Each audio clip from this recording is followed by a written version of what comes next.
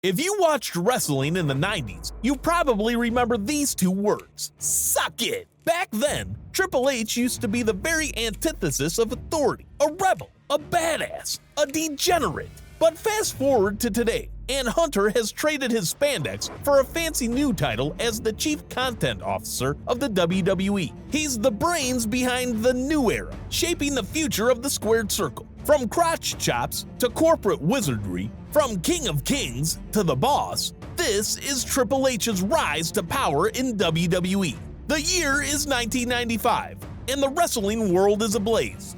Amidst characters like Razor Ramon, The Undertaker, and Shawn Michaels, a young man named Hunter Hearst Helmsley steps into the ring, ready to leave his mark. But destiny had a different plan in store for him. As Hunter Hearst Helmsley, Triple H struggled to find his place. He languished in the shadows, a diamond in the rough, just waiting to be polished. He showcased his skills and built a fan base through intense rivalries and impressive performances in the mid-card scene. While not yet in the main event spotlight, Triple H's talent and dedication were recognized. But the turning point came in the form of an infamous incident, forever etched in the annals of wrestling history: the curtain call. It was a moment of camaraderie, a glimpse behind the curtain, where Triple H, along with his fellow Clique members, dared to break the sacred rules of kayfabe, and embraced right there in the middle of Madison Square Garden. The reverberations of that fateful night echoed through the halls of WWE, shaking the very foundation of Triple H's burgeoning career.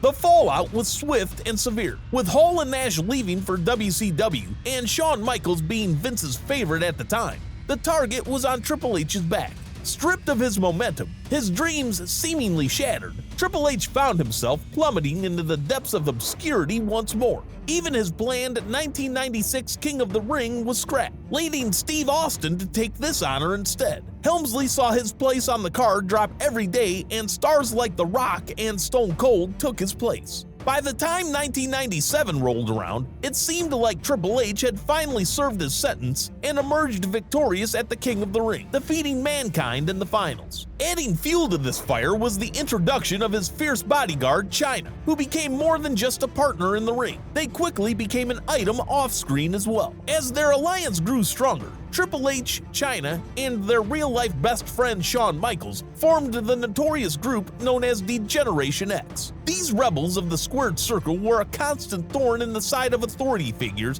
and prudish critics alike. With their irrelevant humor, offhanded jokes, and unapologetic provocations, they set the tone for what would later become the Attitude Era in WWE. During this time, Helmsley also made his way onto the WWE creative team. This early exposure to the creative side of the business would prove to be a pivotal stepping stone, not only in expanding his knowledge and understanding, but also in setting the stage for his eventual ascent to power. In fact, during his backstage role as an informal creative consultant, Triple H was even involved in discussions about how to handle the infamous Montreal Screwjob. And guess who stepped up with a bold suggestion? Yep, you guessed it, Triple H himself. According to Shawn Michaels, Triple H was like, "F him. If he won't do business, then we'll do business for him." While basking in the spotlight, Triple H didn't let success blind him. He continued to prove himself in the ring, accumulating victories over opponents like Mick Foley and Owen Hart.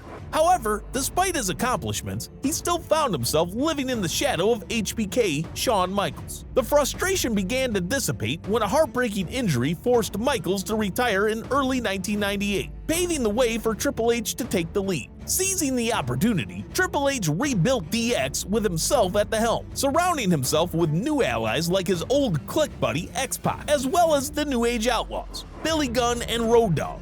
DX embarked on a memorable feud with the Nation of Domination, particularly culminating in their showdown at SummerSlam 1998. A clash that left fans in awe as two future superstars clashed in a bout that would be remembered for years to come. Feeling that DX had taken him as far as he could go, Triple H made a daring decision to strike out on his own. He distanced himself from the stable, briefly aligning with the corporation, a union that proved to be fruitful. The move propelled Triple H closer to the WWF title picture, eventually leading to his historic victory on August 23, 1999, when he pinned Mick Foley to claim the championship for the first time. Adapting to his newfound role as a top player wasn't without its challenges. To help smooth the transition, the company orchestrated a feud between him and Vince McMahon. pitting the rebellious against the establishment. The storyline reached its zenith when Helmsley married the boss's daughter, Stephanie McMahon, in November of that year, solidifying his place as a major star. While his feuds and alliances defined his career, it was his series of matches with Mick Foley, particularly their legendary all-star street fight at the Royal Rumble, that showcased Triple H's skills and resilience. After Austin's return from neck injury in 2000, Triple H found himself in a rivalry with the Texas Rattlesnake, culminating in a fierce three-stage match from hell at the end of their feud, which saw Triple H emerge victorious. Originally intended to set up a new rivalry between the two, Austin surprisingly aligned with Triple H, forming the dominant duo known as the Two-Man Power Trip. Together, they unleashed havoc on WWE's beloved babyfaces, creating chaos and asserting their dominance. However, their partnership was abruptly cut short as Triple H tore his left quadricep muscle off the bone during a match on Raw and was sidelined for months. When Triple H made his return on the January 7th, 2002 episode of Raw, he was met with a thunderous standing ovation. He embarked on a conquering babyface run, winning that year's Royal Rumble and defeating Chris Jericho at WrestleMania 18 to become the undisputed WWE Champion. Although he lost the title to Hulk Hogan a month later, Triple H remained a prominent main event player. In a memorable storyline, Triple H kayfabe divorced Stephanie and even brought his old friend Shawn Michaels out of retirement with a memorable storyline. The two had a fantastic street fight at SummerSlam 2002. When Triple H was drafted to Raw in the fall of 2002, he was declared the World Heavyweight Champion by General Manager Eric Bischoff, receiving the iconic Big Gold Belt. Triple H's reign of terror began, lasting for about a year and a half. During this time, he faced criticism for supposedly burying other talents like Rob Van Dam, Kane, and Booker T in an effort to establish himself as a dominant figure. In February 2003, Triple H formed his own version of the Four Horsemen stable, with himself as the leader, Ric Flair as the mentor, and Randy Orton and Batista as the promising up-and-comers with the group known as Evolution. Initially, Triple H was set to face Orton at WrestleMania 21, but it was Batista who had gained momentum and was booked to defeat Triple H on April 3, 2005 at the Grand Event. This loss marked the end of the Reign of Terror, although Triple H's reputation among hardcore fans was significantly affected. In 2006, Triple H attempted to rehabilitate his image by reuniting with Shawn Michaels and bringing back Degeneration X. However, the group couldn't reach the heights it once did. Triple H suffered another torn quad in January 2007 while facing Rated RKO and was forced to take a break from in-ring competition for the next 7 months. Upon his return in August 2007, Triple H aimed to reestablish himself as a top contender for the world title and finally regained the championship at the 2008 Backlash event. Triple H held on to the belt for the majority of the following year, eventually losing it at Survivor Series on November 23, 2008. In February 2009, Triple H once again captured the world title. He successfully defended it against Randy Orton at WrestleMania 25.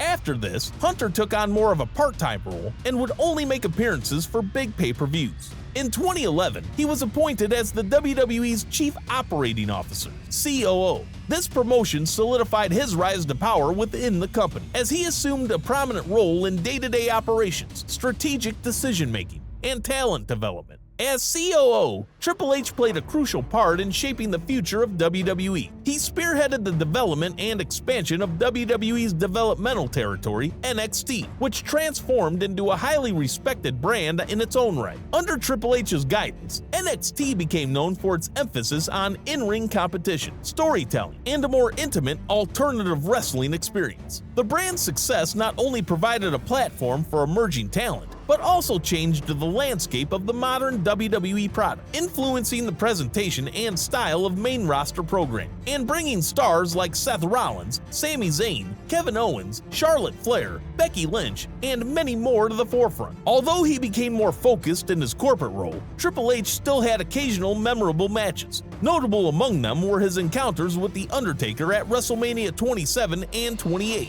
In September 2021, Triple H suffered from heart failure and a defibrillator was installed in his chest. Due to his newly discovered heart condition, Triple H soon announced his retirement from wrestling as a 14-time world champion. On September 6, 2022, WWE announced that Triple H was promoted to Chief Content Officer and Head of Talent Relations of the company after Vince's retirement. At the time of making this video, the Triple H era is fully in effect, and the WWE has seen a major shift in match quality and storylines. And his legacy as a performer and now as a corporate leader continues to shape the future of the WWE, ensuring that it remains a global powerhouse in sports entertainment.